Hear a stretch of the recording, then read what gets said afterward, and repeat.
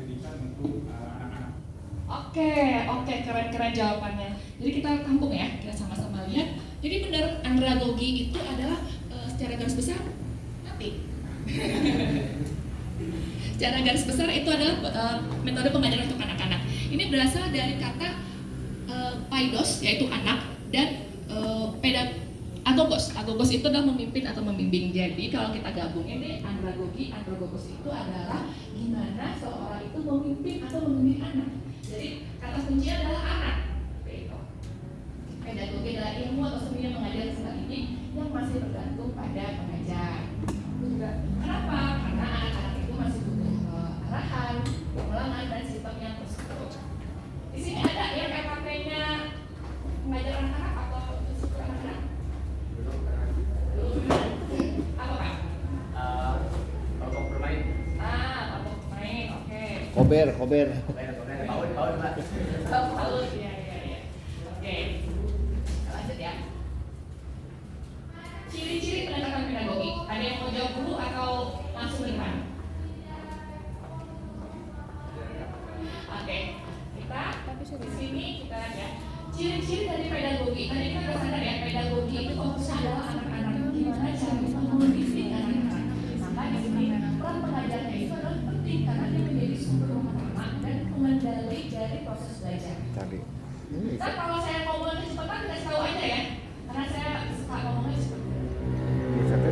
Dan kedua, bedanya itu di motivasi belajar. Kalau motivasi belajar untuk anak-anak itu untuk pedagogi itu biasanya dari luar. Mereka butuh pujian, mereka butuh karena orang tuanya yang ayo kamu belajar ini, motivasinya dari luar. Terus juga orientasinya itu ketika belajar itu lebih terstruktur, berurutan, ada kurikulumnya, jelas mereka harus ngapain. Bukan mereka yang berpikir mereka harus ngapain, tapi kita instrumen apa yang akan kamu lakukan. Lalu gaya belajarnya juga akhirnya mengikuti instruksi, arahan, dan hubungan dengan pengajar dan kita dengan peserta akhirnya jadinya bersifat otoritatif dan Tadi di sini ada ya LKP-nya yang ngajar anak-anak. Ya itu di peserta. Ini ada madrasah ya. Boleh cerita nggak Bu pengalamannya mengajar anak-anak? Itu kan bisa gini. Jadi emang gurunya harus tegas gitu ya. Jadi kita tuh lebih ini. Cuma kadang-kadang suka burem karena ngambil fokusnya nggak bagus. Kalau dari ini bagus.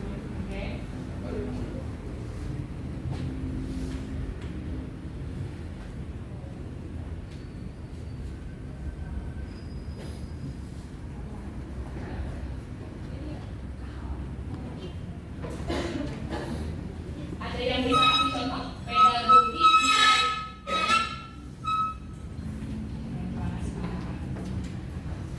Coba ada yang bisa kasih contoh pendidikan pedagogi di dunia pendidikan non formal apa aja? Paut, benar. Lagi? Kalismu, benar.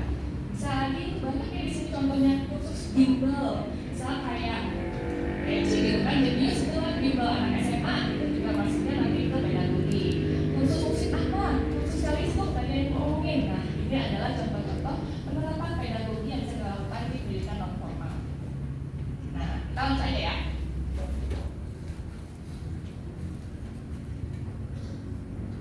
Sekarang kita masuk ke pedagogi. Andragogi.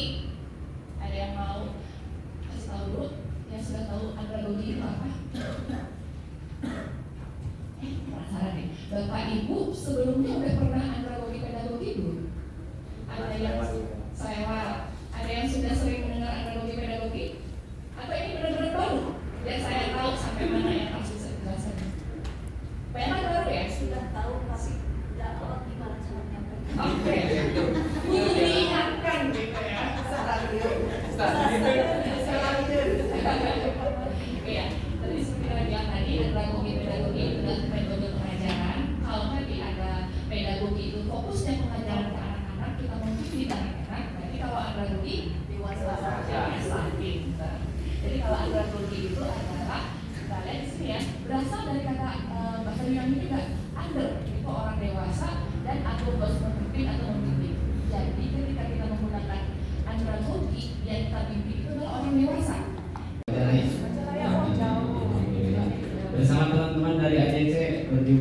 bisa. Salam kenal kepada semuanya dan saya sangat bangga sekali bisa hadir di sini, bisa ketemu dengan banyak orang dan sungguh luar biasa ya, dari jauh-jauh, kirain kan Majalaya aja paling jauh, ternyata ibu dari Cianjur, wah dari jauhnya, dari Bekasi dan lain-lainnya. Aktivitas menjadi pengajar juga, pengajar pendidikan formal dan terapis bekam dan rupiah ya.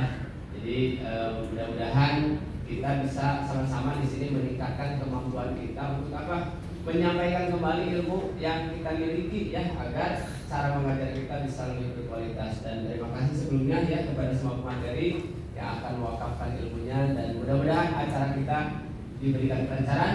Amin. Semoga silaturahim kita bukan hanya di kelas ini tapi bisa terus saling beri manfaat. Amin. Demikian, assalamualaikum warahmatullahi wabarakatuh.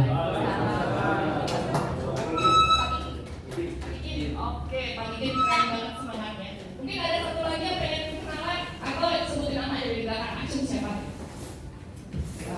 Jangan mau kalah dong, sama Didin doang.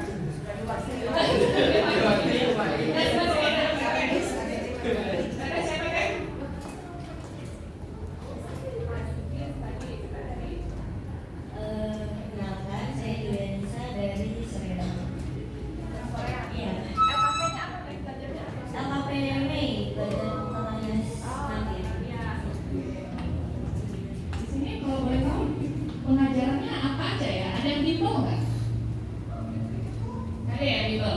Kalau apa nih? Lokal, alias, ada yang Pemasaran.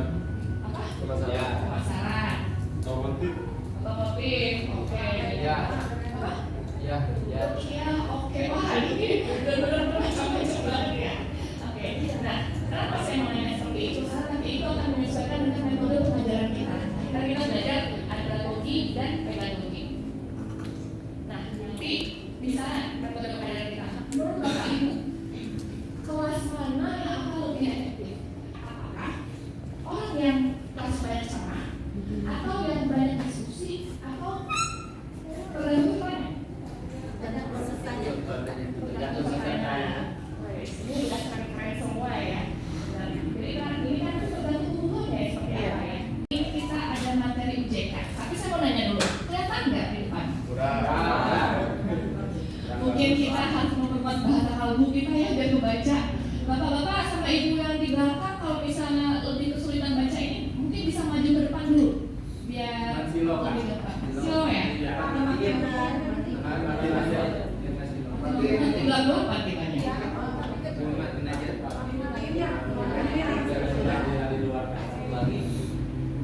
Gelap-gelap.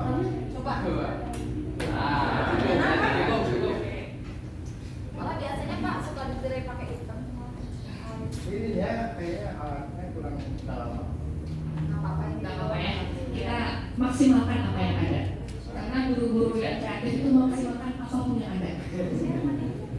Oke, selamat pagi semuanya. Hari ini sudah tahu kita mau bahas apa? Andragogi dan pedagogi.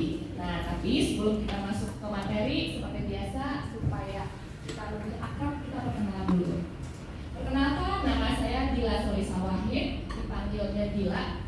Kalau misalkan kadang-kadang ada yang nanya, itu ada hubungan apa ya sama presiden kita yang dulu, Gus Dur? Nggak ada hubungan apa-apa.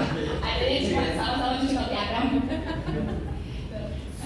Saya itu adalah seorang grafolog. Biasanya saya ngajarnya grafologi. Ada yang tahu grafologi apa?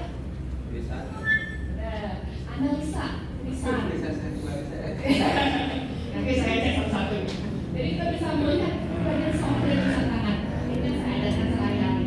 Nah, saya juga dipercaya untuk menjadi direktur operasional di AKP Grafologi Indonesia, juga di Taos International School of Writing Analysis, sama di Kanampi Institute. Itu sebenarnya satu dimana kita membutuhkan pendekatan yang tepat untuk kelas kita, sama juga nanti menerapkan prinsip dari andragogi itu sendiri. Gitu. Nah, saya pengen ngetes nih sekarang. Sudah ada yang tahu apa itu pedagogi? Ayo coba, siapa yang tahu boleh acung. Nanti kalau peserta yang paling aktif saya kasih hadiah pas terakhir. Saya tunjukkan, nggak perlu searching. Setahunnya ada ini aja.